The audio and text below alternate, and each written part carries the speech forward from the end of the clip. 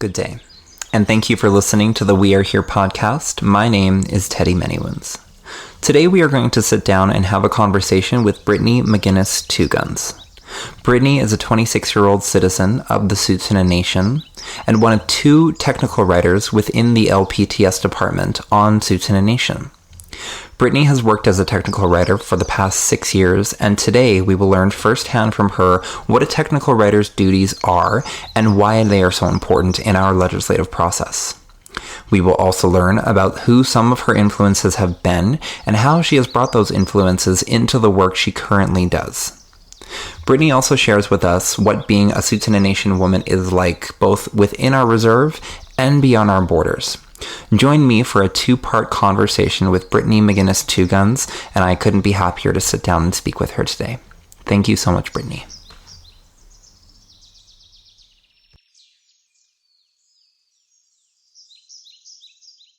I am here with Britney Meguinis with Legislative Procedures Technical Services. Hi. Hello.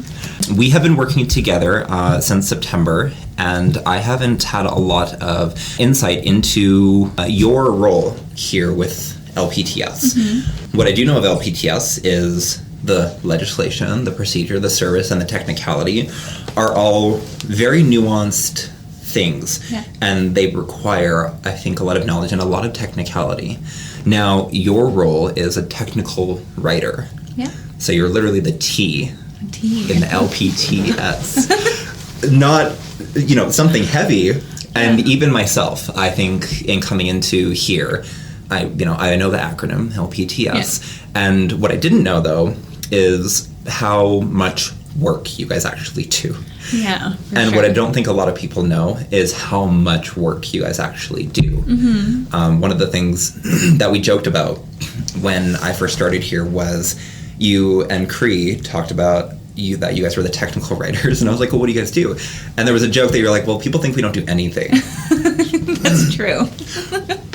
And again, I think it's a funny joke within the office, because I think that's something that, unfortunately, Cree is right and you're right. A lot of people don't know what you do.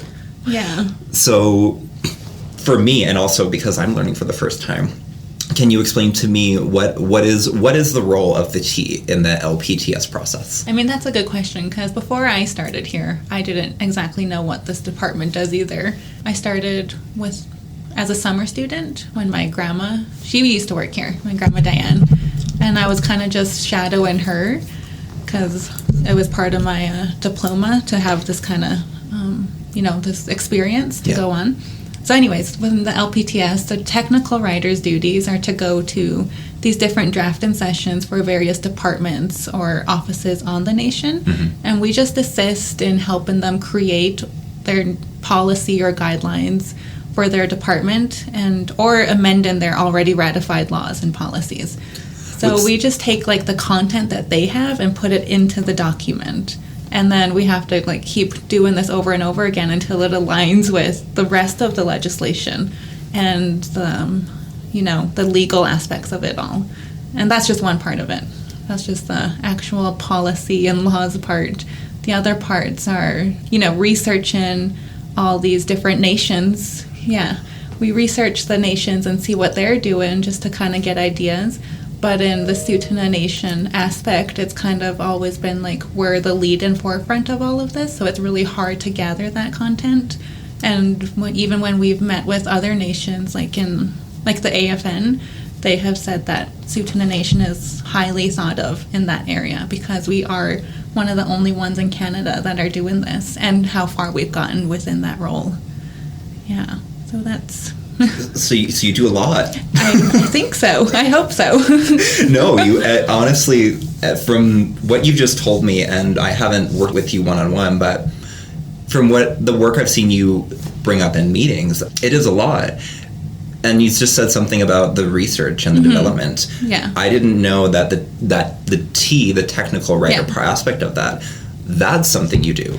Yeah. That's interesting. What are the processes of that? Let me see. Well, for example, the only one that comes to on the top of my head right now is when I was helping the buffalo paddock, and they were trying to create their guidelines.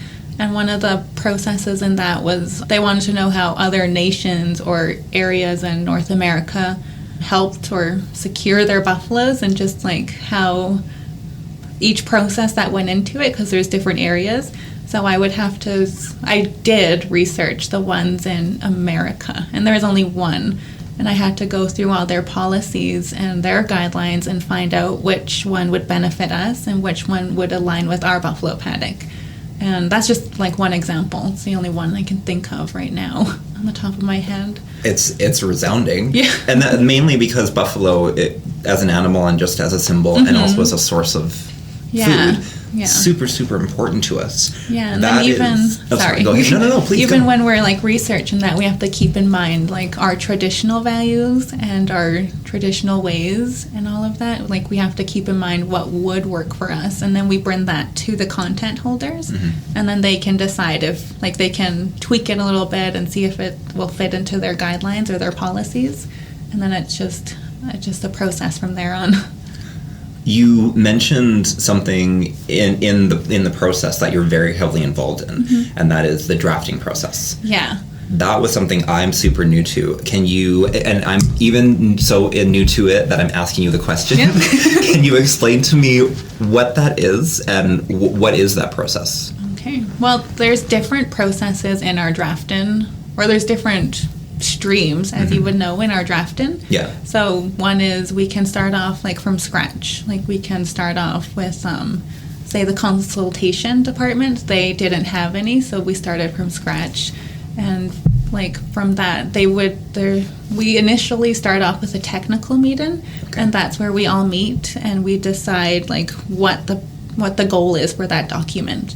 And then they come to the table with their ideas and their goals and their needs, and they usually give us like a rough template to follow, but then from there the technical writer puts it into our Tsuut'ina Nation template, and then we kind of just go from there. Like we take their content, we put it in, we research it with other legislation, and then we bring it back to them, and then it stages from there, because it's really hard. Like it seems really hard to do from scratch, but it's quite easy once you get the flow of it. It's kind of easier to do that way than amending the already ratified laws. Which it's funny you say that, because when I first stepped into this department, I was so intimidated. And thank you all for helping me. But all like the process, and I was like, what does this all even mean? Like I was reading Greek, because I don't speak her language, I'm ashamed to say. It was like reading Tsuut'ina. Yeah. And so there's so many processes, but I didn't realize that you're right. Once you get going, it isn't mountainous. Yeah, and it also depends on like which kind of policy or law you're doing. Say for some of the chief and council policies, we would need the citizen engagement. So then when that happens, that's when it gets more tricky, because we need to engage with the citizens. And before the pandemic happened, it was way easier and more, like I do miss it, because we got to see all of the elders and all of our youth and just the citizens come in with their ideas and their beliefs onto what the policy should be. And then I like those ones. I love any time that we can spend time in the community. Yeah. I don't think I've actually never missed a summer powwow. Wow, my good entire for life. you. That's only, and that was because it gives me joy. It really fills, you can attest to this, it fills our spirits. Yeah, it's just giving me shivers thinking about it. We're like, should we have a virtual powwow? I'm lonely now. It really honestly is. So how you've been with the department for how long? I was a summer student in 2015, and then 2016 I finished my diploma as a legal assistant, and then that's when I came here full time. So I've been here since 2016. I don't know how long that is. 5 years? 16, 4 years. 4 years. Yeah. Okay. Oh, 5. No, sorry, it's 2021. Yeah. See, even I don't even know what year it is anymore. So 5 years, and it's a learning. Like I'm still learning a lot, even though it's already been 5 years. And what I've noticed lately is when I'm researching our binders that are on our shelves in here, I do see a lot of the past work that's been done. Like I yesterday I was in here, well, the day before yesterday I was organizing them, and I found a lot of my Grandma Diane's notes, and it's like all from scratch, and it's just so organized and detailed, and it gives a lot of information on why this document was created and why it like went this way or that way, and just the different areas of it. So it's really good to keep in mind that, you know, other people have been doing this for so long, and they were the ones who were in this governance department and made it what it is today. And I really like that. I absolutely love that. When you see documents like that, and this, I guess, is a question about family direction. Was family a large influence on your guidance into working in legislation? I would say so, because when I was a little girl, just in like elementary school, I would go with my dad downtown to courts because he would be a court mediator, and I was just really interested in it from then. And then that's kind of why I got my legal assistant diploma. So when I got that, I was in the Calgary law firm, so I got to see how that worked. And then once I finished down there, I was talking to my grandma, and she suggested that I come here. So I would say it's pretty family driven, because I do enjoy it though. Yeah. And it's just good to have those people close to you that can help you kind of guide it and kind of understand why it's needed and what it's going to be used for. And I think that's really good. So yes, I would say yes to your question. It's okay. No, I think around just in life, family, they play a huge cultural role, and I think a huge contemporary role into the people we are, the lessons we've learned, and the guidance that we take. Yeah. From being a technical writer, and I love your Grandma Diane. She was one of my coworkers back in this department. Yeah. It must have been like 9 years ago. We had a lot of fun doing our research together because she's also hilarious. So a lot of people may not know that. I know. So she made legislation fun on those days, on those heavy days when it could be not fun. In all your time working in legislation, as a technical writer specifically, what have been some of the poignant lessons you think you've learned? I think one of the biggest ones has been to be unbiased, because when I'm the technical writer and like in some policies or whatever, there's times where I feel like I don't agree to it, but in that moment I have to take a step back and realize that this isn't about me, and it's unbiased, and I have to do it for the betterment of Tsuut'ina Nation, and just so we can progress with the rest of Canada, but in our own way. So I think that's been one of the biggest lessons, and it's helped me in other areas of life too, just to take yourself out of the equation and look at it in a wider scope. Yeah. Have you also learned, because I've learned in being very, I don't want to say very direct, very thorough. Yeah, I've noticed that you ladies are very thorough, and also has it work as a technical writer, you work very heavily with language. Yeah. Has it changed, or have you learned a new quote-unquote language, as it would be? Well, I've kind of, like, working with the legislation and then with the legal department here, the general counsel, language is a big part of our legislation, and it's needed. Yeah. But the barrier is, the rest of, like, Tsuut'ina citizens, including myself sometimes, we get intimidated by that language, and we don't know what it means. Yeah. But, yeah, it's good that we, like, when we make these laws and policies, that we have the facilitator and the educator to kind of layman terms it. Yeah. And I think that's been very helpful and useful, just to pass the message along to our citizens in a way that they can understand it, because we are such hands-on people and we're not, like, really wordy. It's just kind of get to the point. But in our legislation, to keep it consistent with each other, we have to use that language. And in a lot of drafting sessions, it comes up. And it's like, well, why can't we just say this? Or why can't we just use a normal word for it? And why do we have to get so wordy? Like, even our counselors, sometimes they say that too. And I get it, like, I agree too. But it's just needed in our legislation, just to uphold ourselves on this standard. Yeah. I've noticed that as criticism and opinion is that our legislation can be wordy. But what I've noticed is the Indian Act is also over 1,000 pages long. Yeah. And so sometimes I have to refer to individuals who have that criticism opinion that, well, although it may seem wordy, the words which we are taking it from are so much more words that we have to decipher and pinpoint to make it work for ourselves. Yeah. In your role, and just as yourself, have you, learning what you've learned written regarding legislation, and then stepping into these meetings, and even reading and creating the documents, do you find sometimes language to be a help or a hindrance in what you do? Or both?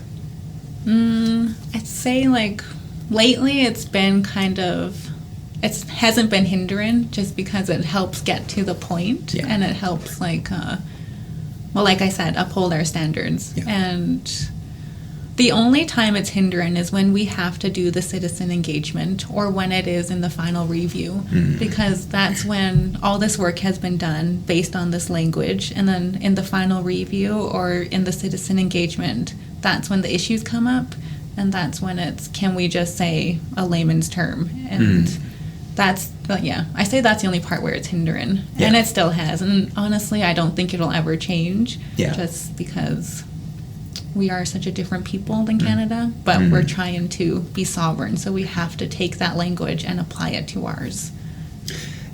Talking about Canada and talking about Indigenous legislation, you were saying before, the AFN and, as now I'm learning, a lot of other nations look to us in high regard in regards to Indigenous legislation. In your opinion, how important do you think Indigenous legislation is specifically to Indigenous communities, and is it something vital?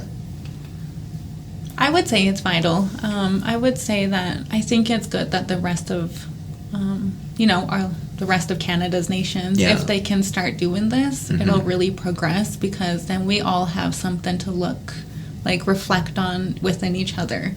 Like, we all have references to do. I would say it's really needed. Yeah. Would you say that it's legislated?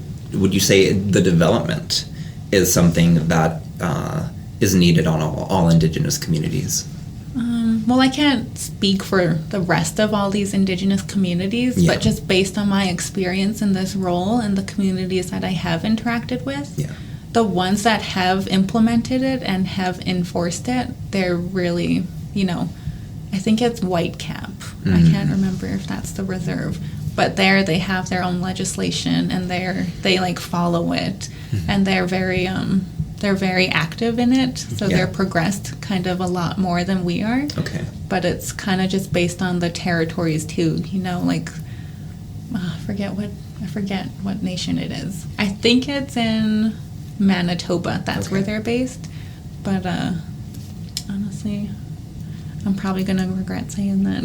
No. Honestly, I think what I'm one of the things that Indigenous legislation I'm learning about is how specific it is to us, and how specific it is to all communities, and that what Tsuut'ina does is not going to be the same as what Onion Lake does. Not going to be the same as what Siksika does. I think each Indigenous community is important, but very unique. And Indigenous legislation, I think, reflects that in the language that you provide, in the writing that we do, in the consultation that is taken to keep in mind traditions and language. And currently, after all these years, and in the current development of legislation, and in regards to our Constitution, do you feel Tsuut'ina Nation, and this is just speaking about us now, do you feel we are currently accurately capturing all the things we need to develop our nation, or to develop legislation for all of us? Or is there something that we can not just you and I, that we can all do better?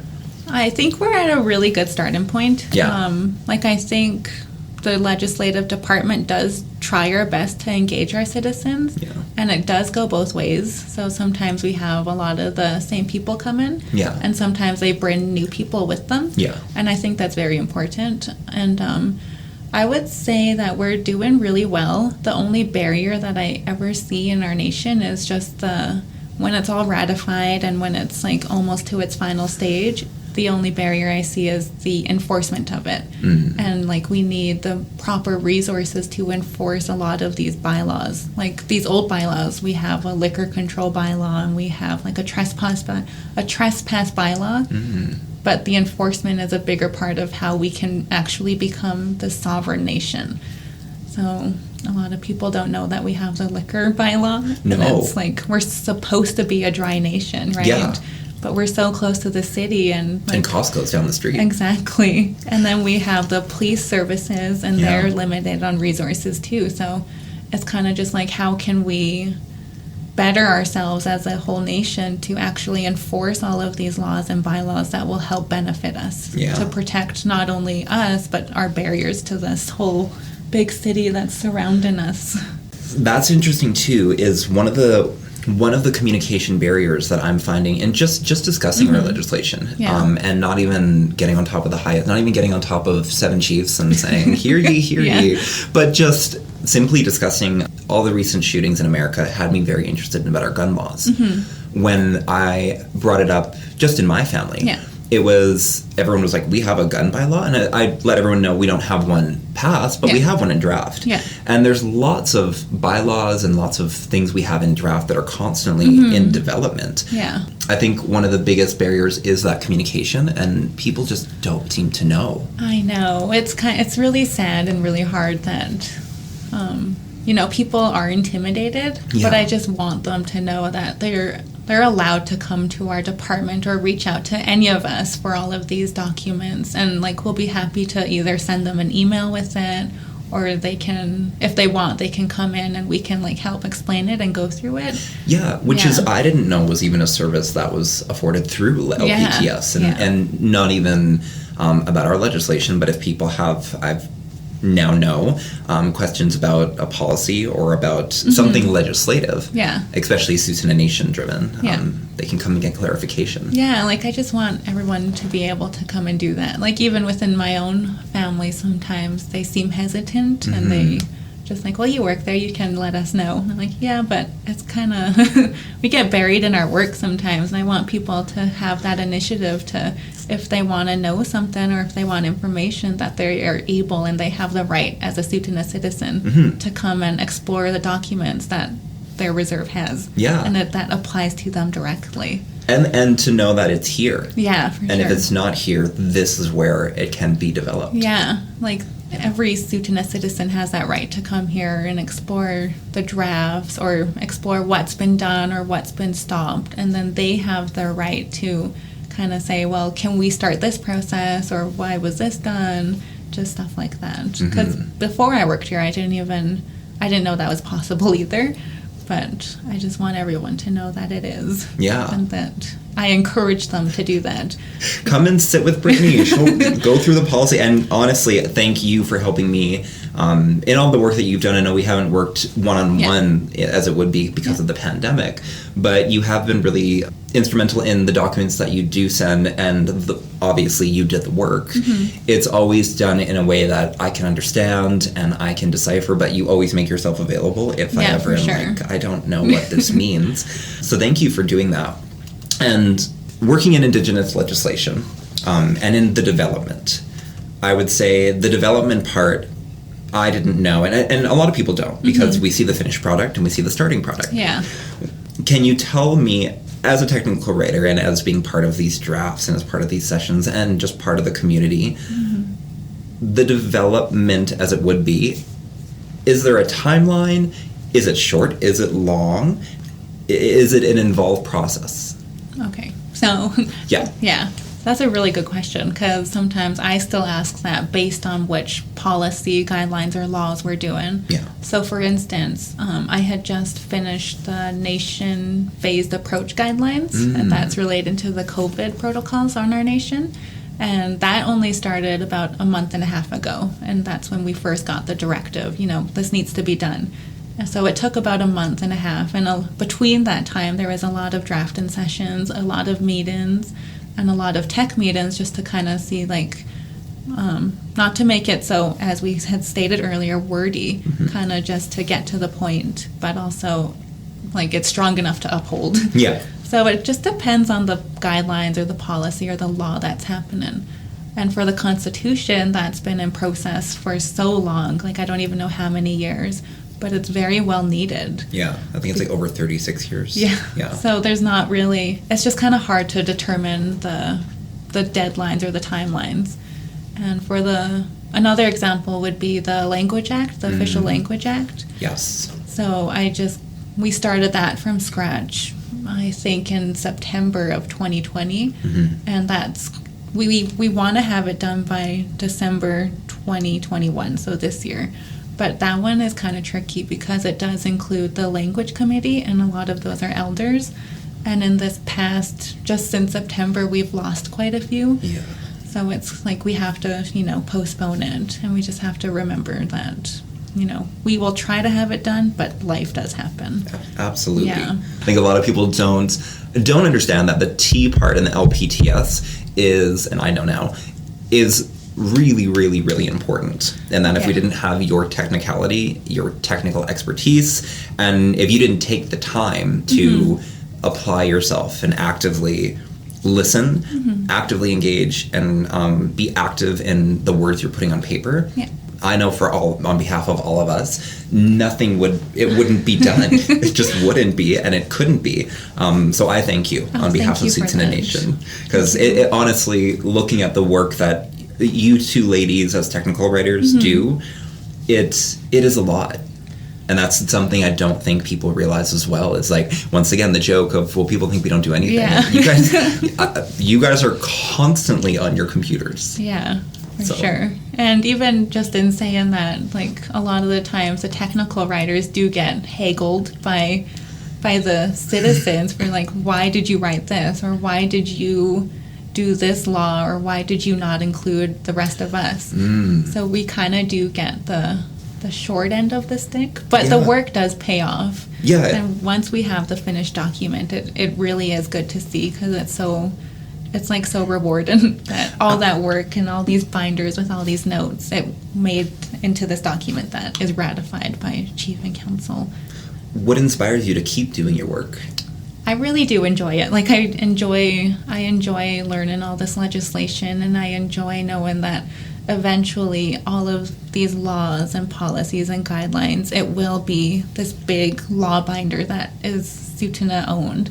And I enjoy knowing that one day we will be sovereign, and then we can follow all of these processes. And I look forward to that day. Yeah. Absolutely. Do you have any mentors, or is there anyone in your life? And it could be a number of people, it could be a department. Has there been any mentors or anything that has inspired you to be doing what you're doing and to continue doing what you're doing? Yeah, like, I love being a Tsuut'ina woman, and those are who I look up to. I love looking up to my grandma, my late Granny Helen, your grandma. She's so smart. And my mom, and my aunties, and just all of these Tsuut'ina women, because whenever I think, this is really hard or no one understands, I remember that all of my ancestors have went through something very strong to get me to here, and the least I can do is keep pushing forward. And I love looking to our youth of Tsuut'ina Nation, because this is for them, and this is what will help them, hopefully take Tsuut'ina Nation to its next step. Because me and my mom were talking some time ago, and we were saying from Bullhead's time now is the 7th generation from that. So it's time that we start thinking 7 generations from here. Wow, didn't even think about that. Yeah, so my nieces and nephews, they're the 7th generation, at least in my family. So it's like, we have to keep working for the next 7. So I would say that just thinking in that way, that's what keeps me going, and that's what I look up to. And not only in my work, but in all areas of life within myself. Thank you. Thank you so much, Britney. Thank you for listening to the We Are Here podcast. I have been your host, Teddy Meguinis. We Are Here is presented by Legislative Procedures and Technical Services under the governance portfolio of Tsuut'ina Nation. Director William Bigplume, Executive Director Jordan Bigplume. Show direction and production, William Bigplume, Teddy Meguinis, and Britney Meguinis TwoGuns. Sound design and sound editing, Andrew David Barron. Archive and research development, William Bigcrow, Gilbert Crowchild, and Britney Meguinis TwoGuns. Script research and technical development, Britney Meguinis TwoGuns, Cree Bigplume, and Britney Meguinis TwoGuns. Traditional protocol advisory, Gilbert Crowchild.